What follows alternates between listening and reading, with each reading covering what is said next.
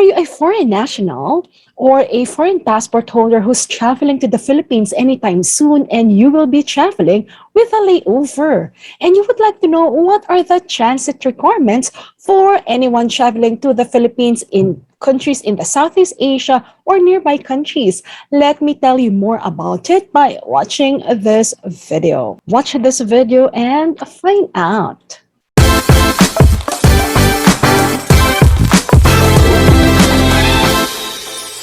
Are you traveling to the Philippines or any nearby Asian countries and you would like to know, since you have a layover flight and you will be transiting in any of the Southeast Asian countries or countries nearby, what are the transit requirements? Do they require you to do an RT-PCR test? What are the requirements when it comes to the baggage? So let us just take a look at what are the transit requirements of these following countries from Southeast Asia and nearby countries. So with that, everyone, I simply want to say welcome to my channel. This is Jamey Iris TALK TV, and you are watching this channel that gives updates regarding travel protocols, guidelines, and at the same time, the news that we usually have in and out of our country. So to all our subscribers, I simply want to say welcome back. And at the same time, to everyone who for the first time you visited my channel, I want to invite you to click that subscribe button and at the same time, click that notification bell so that every day, whenever I have a new video for you, you'll definitely be able to watch it. So now let's just take a look, everyone. So we have different countries. So let's start with the Middle East. So since, for example, you will be traveling from the USA, South America, Canada, or any parts of the Europe. So let us just take a look. If you will be flying through the Middle East, let us take a look at the countries that you usually will have or may have a layover.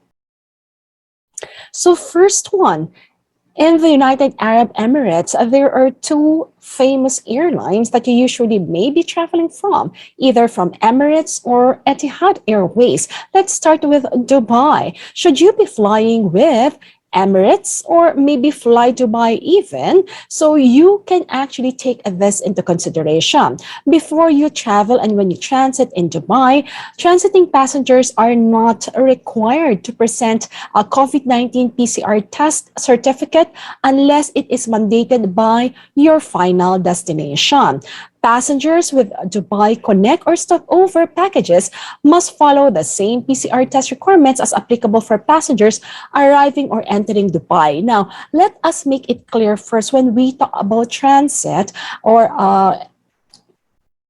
when we talk about transit or travelers who will have a layover, what we simply mean are those travelers or passengers who will be staying in the terminal and will not be spending their time in the country or going out of the terminal. Because again, in some countries, for them, when you say transit, you can have a transit visa and you can actually go to the country itself. That's not what we are referring to in this video. Who we are referring to are those transit travelers who will be staying in the terminal and will immediately go to their connecting flight. So again, for anyone transiting and staying in Dubai International Airport as you actually fly to the next connecting flight. So you do not need to present any COVID-19 testing as mentioned by the Dubai protocols. So what you have to take into consideration is whatever the requirements of the final destination for their arrival protocol, that is actually what you have to abide by. If they require you to present a COVID-19 testing based from your vaccination status, like the Philippines, then you definitely have to provide that. Now, for any foreign national who would like to visit the country, at this point in time, only the fully vaccinated foreign nationals are allowed to enter the Philippines. Now, let us take a look. After the commercial capital of the UAE, let's now definitely take a look. What are the requirements for the cultural capital of the UAE? Abu Dhabi, the capital of the United Arab Emirates. When you transit to the capital, you no longer need a test to fly to Abu Dhabi. If you are vaccinated or you're under 16 or you hold a valid COVID-19 recovery certificate, especially for those who will be entering the Abu Dhabi capital. Now, if you fly with Emirates, please, they always advise for you to actually check the travel requirements for your final destinations. By the way, the sources that we have for Dubai, that will be from Emirates Airlines website. And for this one, our source is Etihad Airways website.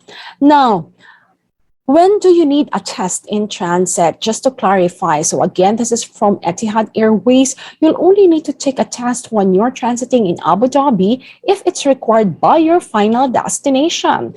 You can also check this in the travel requirements from the Etihad Airways website.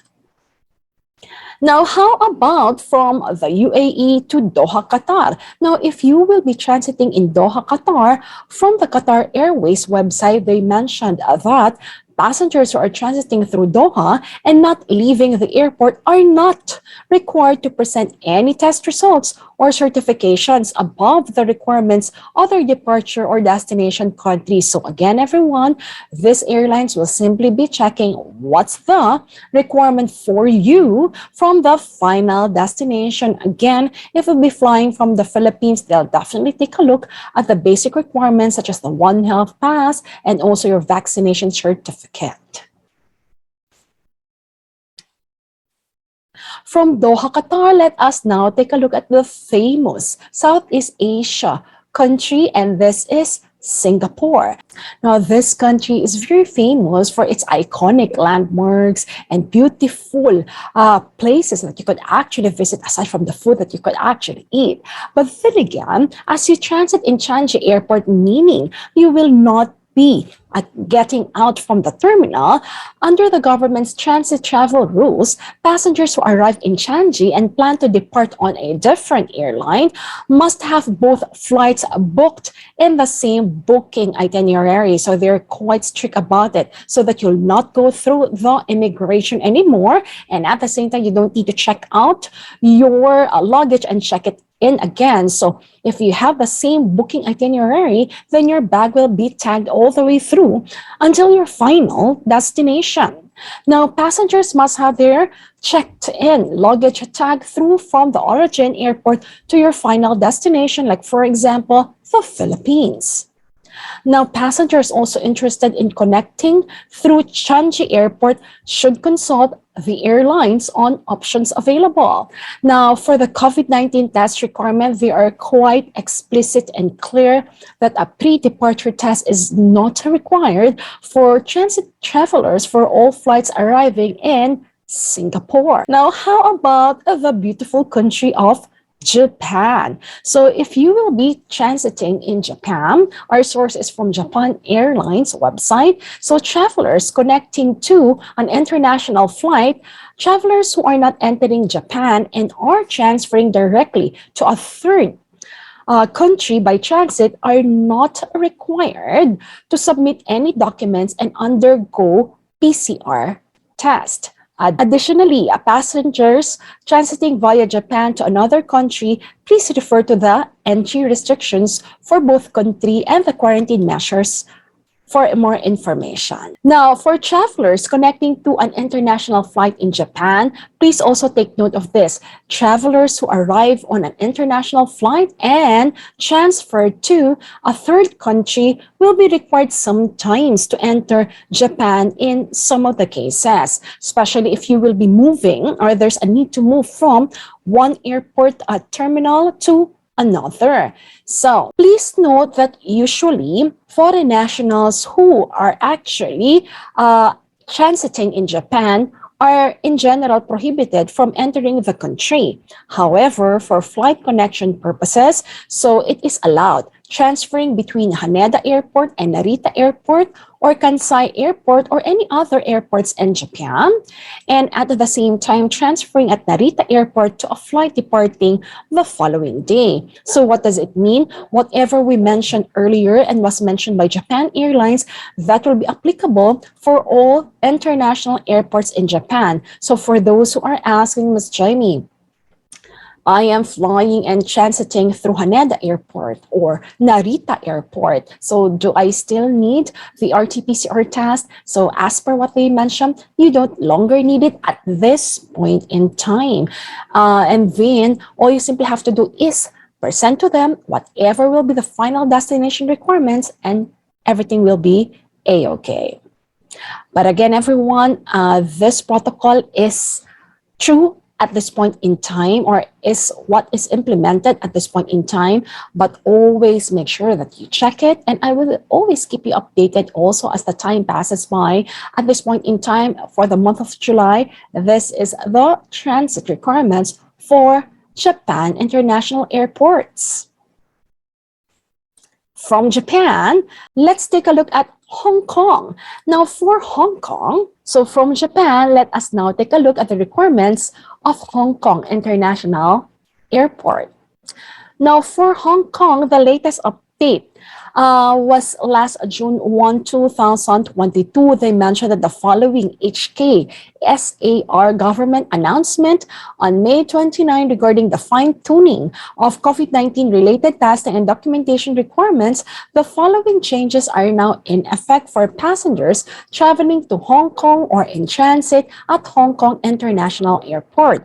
Now, transiting through Hong Kong International Airport, passengers from all overseas countries and Taiwan region are no longer required to hold a negative COVID-19 PCR test or any laboratory accreditation documentation to transit via Hong Kong International Airport.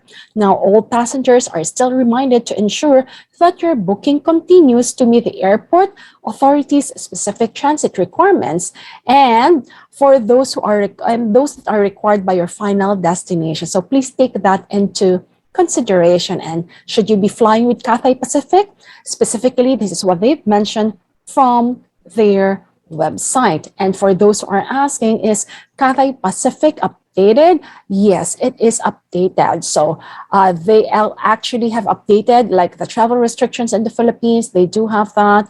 And they also mentioned, like, for example, travelers who are not fully vaccinated. And they mentioned that in case that you are not allowed to enter the Philippines, I think this is for the foreign national.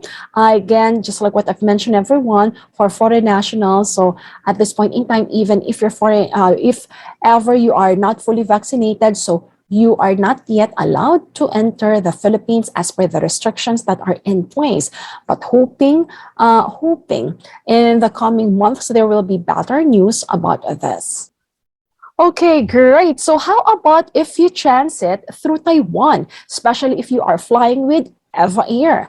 Now, according to EVA Air website, they mentioned that please be informed that the Directive Order of Taiwan Centers for Disease Control on imposing transit ban in Taiwan since May 19, 2021 has been lifted. Now, effective June 15, 2022, all flights with transit in Taipei are now allowed. However, everyone, please take note of the following conditions for transit passengers.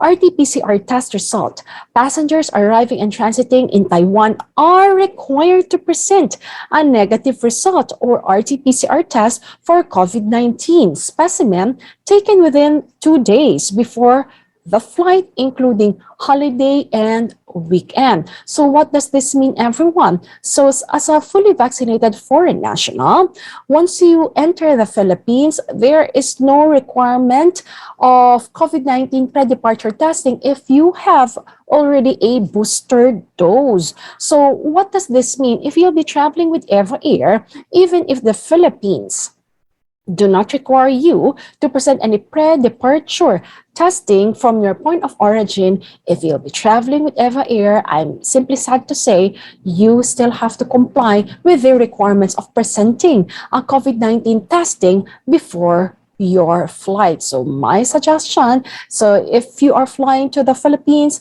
at this point in time, since this is their rule, I mean, Eva Air's rule, maybe you can choose another airline for the meantime that do not require any COVID-19 testing so that at least your travel will be smoother, and at the same time you will have, let us just say, similar or the same requirements for pre-departure from your point of origin and of course the Philippines as well and your layover country.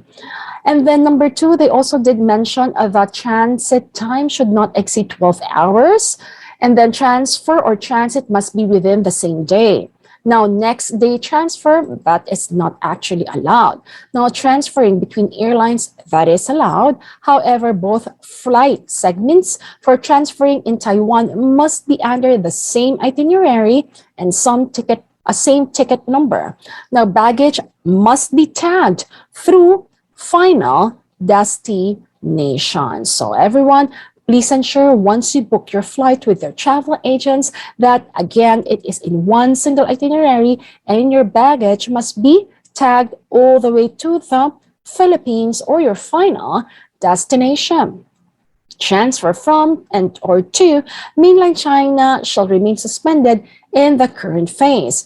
And for entry requirements of your final destination, please ensure that you are eligible to enter before you actually book. So what does this mean? So the example that I had given earlier, for anyone who's fully vaccinated and you're a foreign national or foreign passport holder, definitely you can book your flight and you can, enter the Philippines upon arrival. However, anyone who is unvaccinated, please do not book any flight yet because at this point in time, as I've told you, there are still restrictions for anyone who's unvaccinated and you're holding a foreign passport. And these are the updates that we have for Taiwan. How about Malaysia? If you'll be traveling in Malaysia, everyone, please take this into consideration. Number one, transit duration should not exceed more than 24 hours. If it exceeds, travelers are required to undergo quarantine at designated quarantine centers for a period that is determined by the government. And this is from Malaysian Airlines social media or their FB page. They said, furthermore, kindly be informed of the following directives from the Immigration Department of Malaysia on passengers transiting in Kuala Lumpur. All transit passengers must meet the following below conditions and criteria. Number one, passengers are not allowed to clear immigration or any similar formalities in Kuala Lumpur International Airport or CLIA. Number two, passengers must remain at the transit area or transit hotel while waiting for the next connecting flight. Number three, check-in baggage must be checked through to the final onward destination. Number four, transit allowed in Kuala Lumpur is more than 24 hours. And last but not the least, what you are usually asking me for, transit passengers are not required to present their COVID-19 test during transit. So that's the latest update, everyone. So you don't actually need to present any COVID-19 testing if you'll be traveling in Malaysia. Now, Malaysian Airlines strive to provide the latest updated information. However, they cannot make any guarantee and they are not liable for any changes to the information. Make sure that, again, you check, just like what they've said, contact the local embassy and authorities for further assistance, just in case you know that you need it, because being well equipped and at the same time being well guided is very important. That is for transiting in Malaysia. Now, how about if you will be transiting in Incheon Airport or in South Korea? Passengers transiting in Korea without an entry or no immigration clearance, you are not required to provide a negative COVID-19 test result. So, have peace of mind. For all those subscribers who ask me, Jamie, do I need COVID-19 test or not? Because I'll be transiting in Seoul, Korea. You don't need at all any RT-PCR test unless you will be entering the country, then a different protocol will apply. Last but certainly not the least, Paris Airport. So this is open for connecting passengers between flights. Now, the only requirements that they have mentioned is you must get tested before traveling, as they will not be able to get tested, or you will not be able to get tested during your transfer if an RT-PCR test or antigen is required by your final destination. So what does this mean, everyone? So far, they did not mention that they require you 2% a COVID-19 testing when you transit in France, but they're quite strict and in telling that whatever your final destination requires, so you should have that prior flying or transiting through Paris CDG Airport. If you find this video helpful and informative, please click like, and at the same time, I'm inviting you to subscribe to my channel so that at least you will always get updated with the latest information that I am definitely preparing for you. And make sure that you click the notification bell so that you know when I have a new video. So everyone, now that you know what are the requirements for the countries that I mentioned to you regarding their transit requirements and protocols, I hope you'll have a smoother and at the same time a pleasant flight. So once again, everyone, this is your Talk TV show host. My name is Jamey Iris, simply wishing you the best and enjoy your vacation. Looking forward to see you in my next video. With that, see you, everyone. God bless you too. Thank you for watching.